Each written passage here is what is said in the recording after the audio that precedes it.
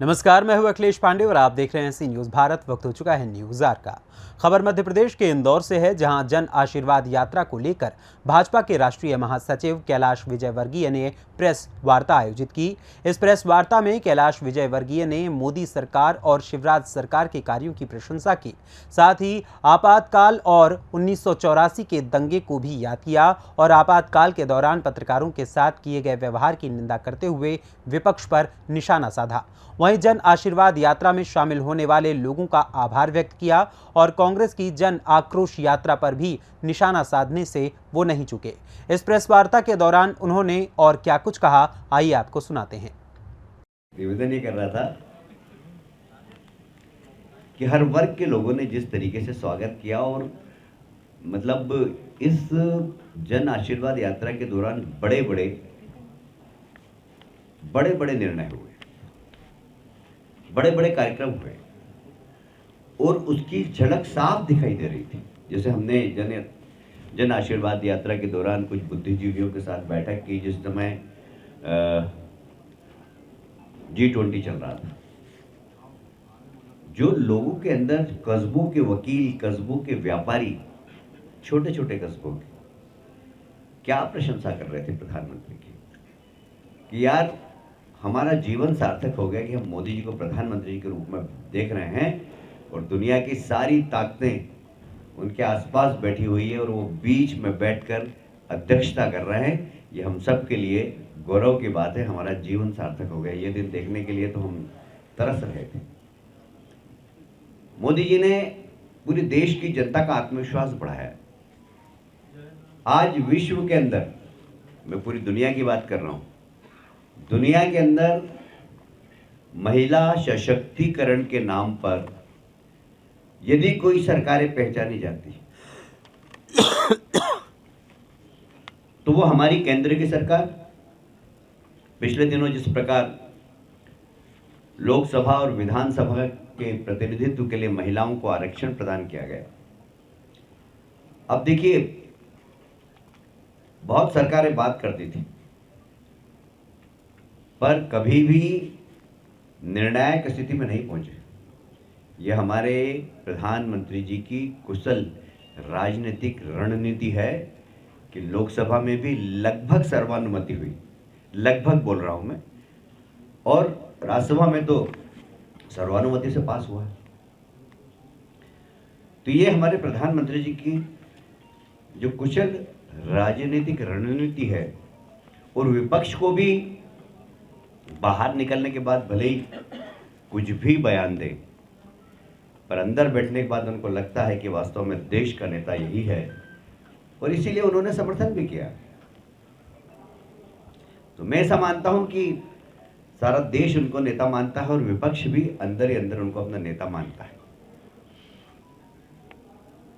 जहां केंद्र सरकार महिला सशक्तिकरण के लिए पहचानी जाती है, वैसे ही राज्य की सरकार भी। यदि आप देखें, हम 2003 में मध्य प्रदेश में आए, तब से देखें आप लाडली बेटी योजना, लाडली लक्ष्मी योजना, मुख्यमंत्री कन्यादान योजना, गांव की बेटी योजना, लाडली बहना योजना, ये सब महिला सशक्तिकरण के सबसे बड़े उदाहरण हैं। और हमें गर्व ये कहते हुए कि हमने महिला सशक्तिकरण और महिला सुरक्षा के लिए सर्वाधिक कड़े नियम बनाए और सरकार की ओर से फैसिलिटेट किया। आज महिलाओं के साथ किसी प्रकार की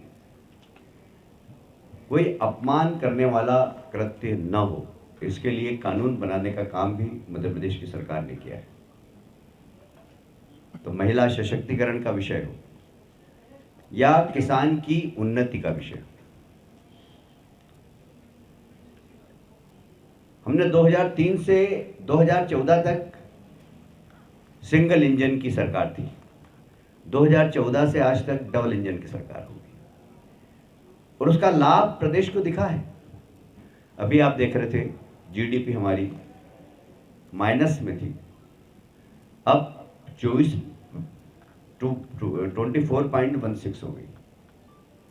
ये बहुत बड़ी बात है किसी भी राज्य के लिए कि 2003 में उसकी जीडीपी माइनस में थी, वह जीडीपी बढ़कर औद्योगिक हम विकास दर की बात करें, औद्योगिक विकास अगर आप मध्य प्रदेश का देखेंगे तो -61 था, आज 24 है।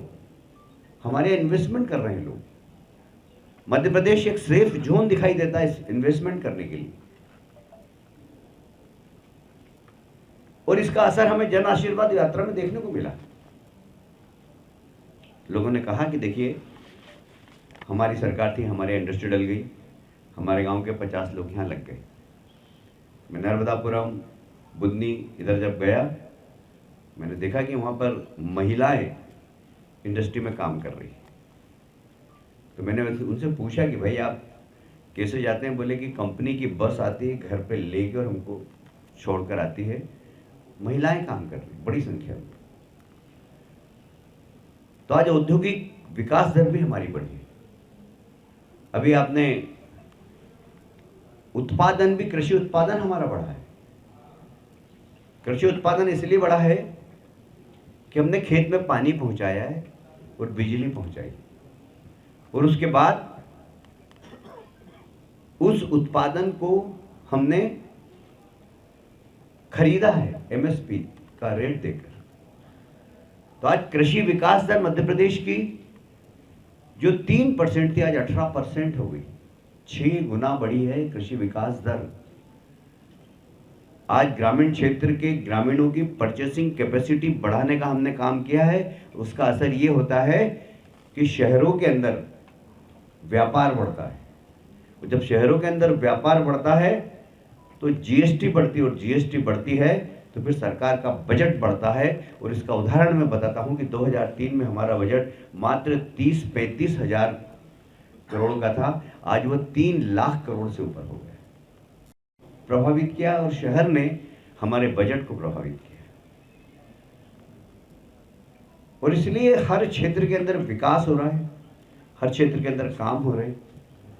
और इसीलिए जन आशीर्वाद यात्रा के माध्यम से जो हमें जनता का प्यार मिला है, आशीर्वाद मिला है, हम बहुत दावे से कह सकते हैं कि भारतीय जनता पार्टी की सरकार बनने ही वाली है, बन गई, ऐसा मानकर चलिए आप। कांग्रेस के लोग जरूर कहीं ना कहीं व्यवधान डालने की कोशिश कर रहे थे, पर जनता ने ही उनको खारिज कर दिया। उन्होंने सोचा कि यात्रा को रोका जाए, पर जनता ने ही उनका विरोध करके उनको भगा दिया। और इसलिए कांग्रेस अब बौखला गई है, कांग्रेस के नेता भी बौखला गए। आज का जो कमलनाथ जी का कृत्य था वो बौखलाहट का था। जब बौखलाहट होती है तो इस प्रकार की घटना होती है।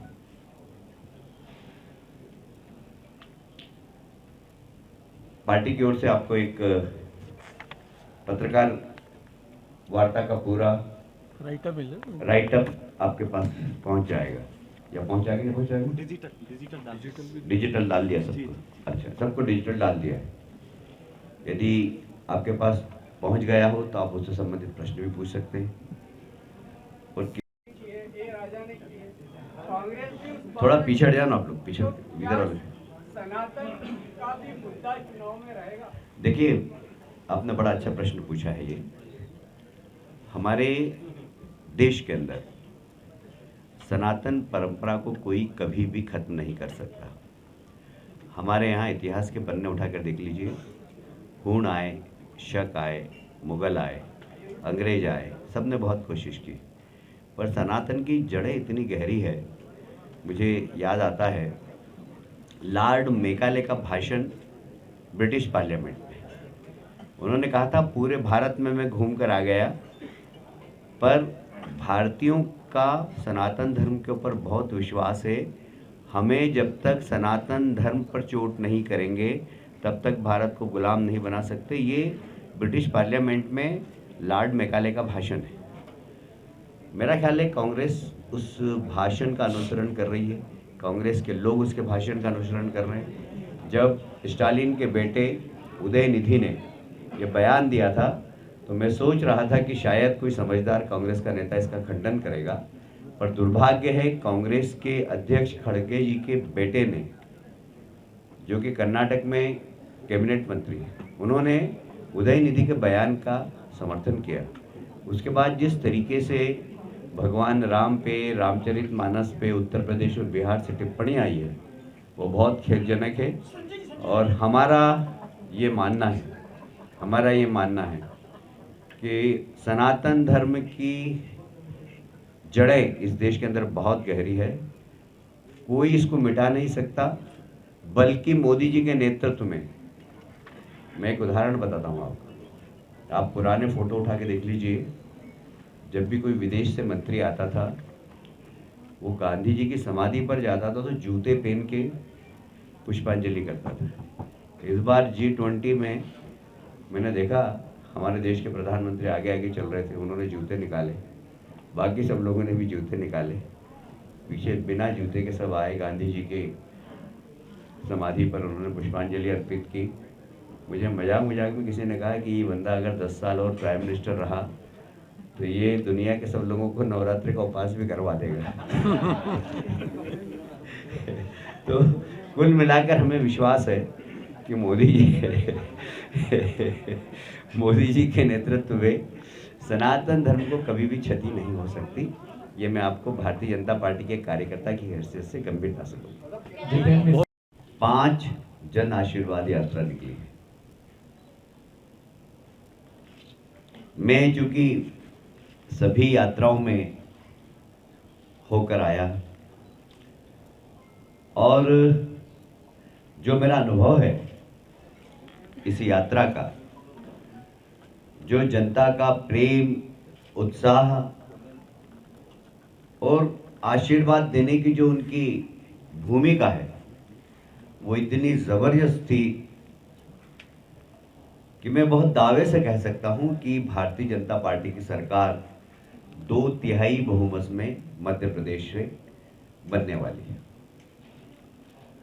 मुझे यह कहते हुए भी बहुत गर्व है, इस यात्रा के अंदर हर वर्ग के लोगों ने भारतीय जनता पार्टी के कार्यकर्ताओं का स्वागत किया, सम्मान किया और बढ़ चढ़कर मोदी जी के कार्यों की, शिवराज जी के कार्यों की प्रशंसा की। अभी पिछले दिनों G20 की मीटिंग हुई। जीतू जी हमारे पूर्व गुजरात के प्रदेश अध्यक्ष और कैबिनेट मंत्री रहे हैं, वो हमारे बीच में आए। मैं आपका स्वागत करता हूं जीतू भाई।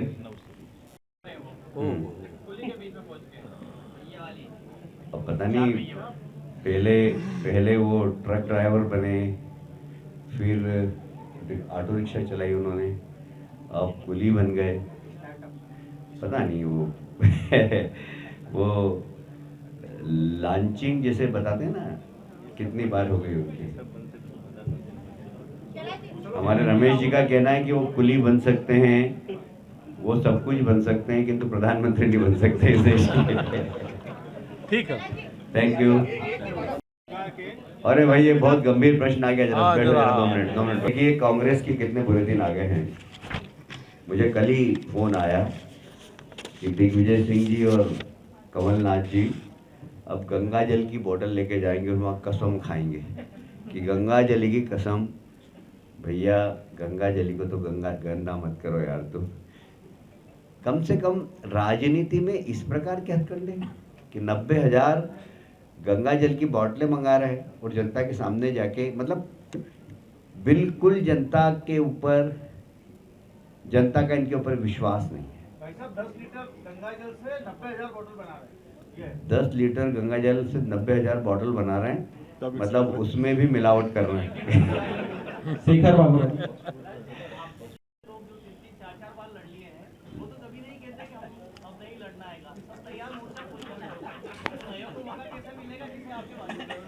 नहीं भाई अब आपने व्यक्तिगत चोट कर दी यार।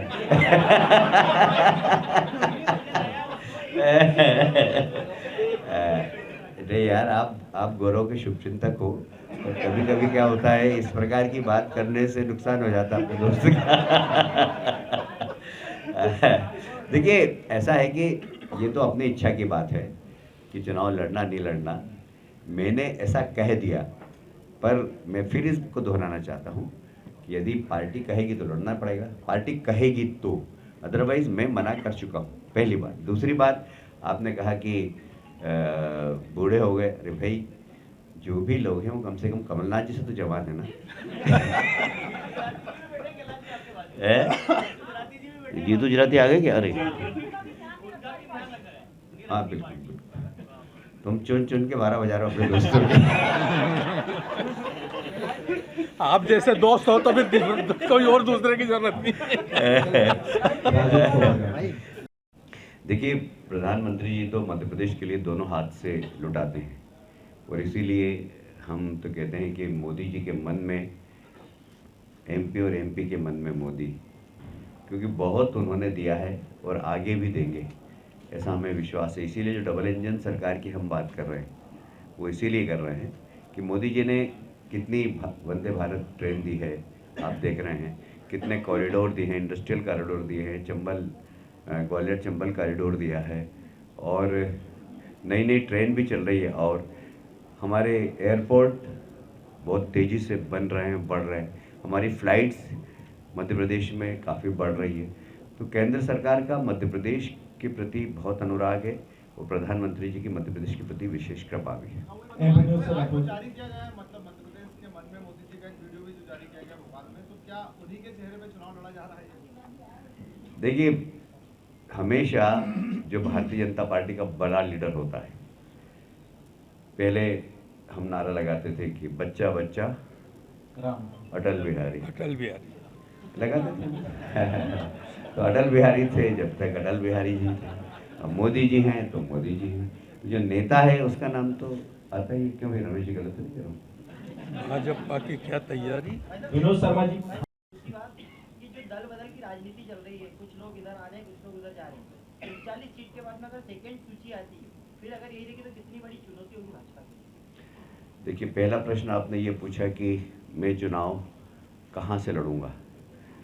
मेरा आखिरी चुनाव महू से लड़ा था मैं, और अब मैंने पार्टी को बता दिया है कि नए लोगों को मौका दें, मैं चुनाव नहीं लड़ना चाहता हूँ।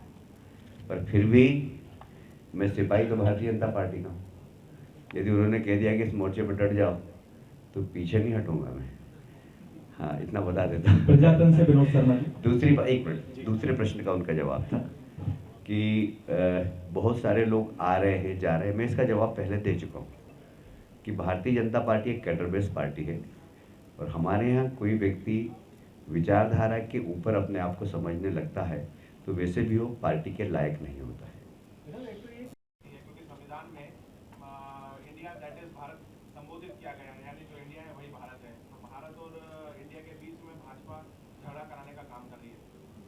मेरा ख्याल है कि ऐसा कोई भारतीय जनता पार्टी का एजेंडा भी नहीं है, ये विषय भी नहीं है। ये पता नहीं कैसे आया और कैसे इस पर बहस चालू हो गई। हमने तो कभी भारत और इंडिया ऐसा हो, पर हाँ, लोगों की डिमांड जरूर है कि इंडिया अंग्रेजों का दिया हुआ शब्द है, हमें भारत ही लिखना चाहिए, क्योंकि जो हमारे पुराणों के अंदर भी भारत के बारे में जो सुभाषित है, उसमें भारत देश का जो श्लोक है कि गंगा एक तरफ है, समुद्र है एक तरफ, वही भारत देश है। तो ये एक सुभाषित जरूर है, लोगों ने जरूर कहा है कि, पर भारतीय जनता पार्टी का विषय नहीं है कि हम भारत और इंडिया अलग अलग करने का कोई प्लान बना रहे हैं। समीर खान जी के बाद पिछली बार चूक गए थे, उस बार ग्वालियर चंबल की और दोनों जगह की स्थिति आपको क्या लग रही है? मैं दोनों जगह होके आया, मालवा निमाड़ में अधिकांश जगह होके आया, और चंबल में भी बहुत जगह होके आया। ग्वालियर में गया मैं, ग्वालियर ग्रामीण में गया, गुना में गया, अशोकनगर में गया, ऐसे सब दूर होकर आया मैं। भीतरवाड़ तक गया, इधर केपी सिंह कहाँ से लड़ते हैं, पिछोर तक गया था मैं। मुझे कहीं पर भी ऐसा नहीं लगा कि भारतीय जनता पार्टी कमज़ोर है, और एक तरीके से भारतीय जनता पार्टी की आंधी चल रही है, निमाड़ मालवा में भी और ग्वालियर चंबल में भी। जान अभी बाकी है, और कांग्रेस की को लेकर जो मशक्कत अभी चल रही है, पहली लिस्ट बीजेपी की आ गई है, कि कांग्रेस में क्या आपको लगता है कि मशक्कत कहाँ पर है? क्या दिग्विजय सिंह और कमलनाथ जी के बीच में टकराव एक बड़ी वजह है? देखिए, वहाँ तो सिर्फ टकराव ही टकराव है, चाहे दिग्विजय सिंह जी का हो कमलनाथ जी से, चाहे अरुण जी का हो कमलनाथ जी से, चाहे सुरेश पचौरी जी का हो कमलनाथ जी से, और इन सब का सूरज वाला जी से, क्या नाम है उनका, सुरजेवाला जी, सबका आपस में टकराव ही टकराव। वहाँ प्रेम नहीं, वहाँ तो खेमेबाजी है। वोट, इसके 10 टिकट, इसके 5 टिकट, इसके 15 टिकट, इसके 20 टिकट, ऐसे सौदेबाजी होती है वहाँ। हम संजय गुप्ता। हाँ, युवा तो ही 76 साल की उम्र में भी वो जिस प्रकार पत्रकारों का अपमान करते हैं इस उम्र में, तो या तो युवा है या फिर दूसरा शब्द में बोलूँगा नहीं, अच्छा नहीं लगेगा। संजय गुप्ता जी 10 सूत्र से हमने सभी मौसम का लुत्फ उठाया। बहुत भीषण गर्मी देखी जब हमने शुरुआत की थी, फिर बारिश देखी, बारिश के बाद जब पूरे गीले हो गए तो ठंडी हवा भी देखी हमने, और फिर बढ़िया कुआर की धूप भी देखी। तो कुल मिलाकर हमें चारों जो हमारे सीजन होते हैं उसका लुत्फ भी हमने उठाया। पर ये भी मैं कहना चाहूँगा कि जैसे कल शायद आपके सबके प्रतिनिधि वहाँ कन्नौज में होंगे, आप पूछिएगा, 11:30 बजे सभा प्रारंभ हुई वहाँ, रतलाम में 11:30 बजे सभा प्रारंभ हुई, नीमच में 12:30 बजे सभा प्रारंभ हुई, गरोठ में ठीक 12 बजे सभा प्रारंभ हुई। उसके बाद भी हर जगह हजारों की संख्या में नागरिक जन आशीर्वाद यात्रा का इंतजार निकाली। जन आक्रोश तो नहीं, कांग्रेस के कार्यकर्ताओं का आक्रोश ही वहाँ ज़्यादा देखने को मिला है। कल का जैसे मैंने वीडियो देखा है, आपके पास भी पहुँचा होगा, वो छोटे नाती राजा कहाँ से रहते हैं, छतरपुर, वहाँ की मैंने कुश्ती देखी, कुर्सी फेंकते हुए मंच पर देखा। तो इस प्रकार के आक्रोश भी हमने देखे हैं। पर मैं पूर्णतः इस बात से बहुत कॉन्फिडेंस में हूँ कि जनता ने जो प्यार दिया, स्नेह दिया, 10,000 किलोमीटर यात्रा हमने की है और हर जगह जो प्यार मिला है, हम नतमस्तक हैं मध्य प्रदेश की जनता के सामने, और हम विश्वास दिलाते हैं कि जो प्यार आपने दिया है, जो पुष्पों की वर्षा की है, ये हम पर बोझ है। हम अपने कर्तव्य पथ पर चलकर आपकी सेवा कर इस बोझ को हल्का करेंगे। बहुत बहुत धन्यवाद। आप यदि कुछ पूछना चाहे प्रश्न तो स्वागत है। दोनों जगह पर ये काम किए गए हैं, पहली चीज। और दूसरा क्या, देखिए, पहले प्रश्न का जवाब ये है कि हमारी लाडली बहना योजना जरूर अभी प्रारंभ हुई, पर लाडली बेटी योजना कब चालू हुई थी, मुख्यमंत्री कन्यादान योजना कब चालू हुई थी, गांव की बेटी योजना कब चालू हुई थी, लाडली लक्ष्मी योजना कब चालू हुई थी। ये एक सतत चलने वाली प्रक्रिया है सरकार की, और हमने शुरू से ही महिला सशक्तिकरण और महिला को गर्भ में बचाने का आंदोलन छेड़ा है। आप याद करिए, दिग्विजय सिंह जी के ज़माने में जो हॉस्पिटल के अंदर डिलीवरी होती थी, उसका परसेंट मात्र 26 था, 26 या 36 हो सकता है, 26 एग्जैक्ट मेरे को फिगर याद नहीं, 26 या 36 था। आज 80% डिलीवरी हॉस्पिटल में हो रही है, क्योंकि आज हर गांव के अंदर एक टेलीफोन करो, जननी गाड़ी आ जाती है और ले जाती, प्रसव कराती है हॉस्पिटल में ले जाकर। हमारी आशा कार्यकर्ता पता लगा लेती कि उसके क्षेत्र में कौन गर्भवती महिला है, उसकी चिंता करती है। आज हमने गर्भ में बेटी को बचाने के लिए जो अभियान चलाया, उसका लाभ ये हुआ है कि मध्य प्रदेश में लिंगानुपात जो 1000 बच्चों के अंदर 925 बेटियां पैदा होती थी, आज 946 हो गई। और इसी प्रकार हमारी वृद्धि बढ़ती रही तो आने वाले 5 वर्षों में ये अनुपात और बढ़ जाएगा। ठीक है भाई। प्रियंका पांडे जी। इंदौर मध्य प्रदेश से सी न्यूज संवाददाता सुरेश बैरागी की रिपोर्ट। फिलहाल इस खबर में बस इतना ही। देश दुनिया की तमाम खबरों के लिए देखते रहें सी न्यूज भारत। हर खबर आपके साथ, आपके हाथ।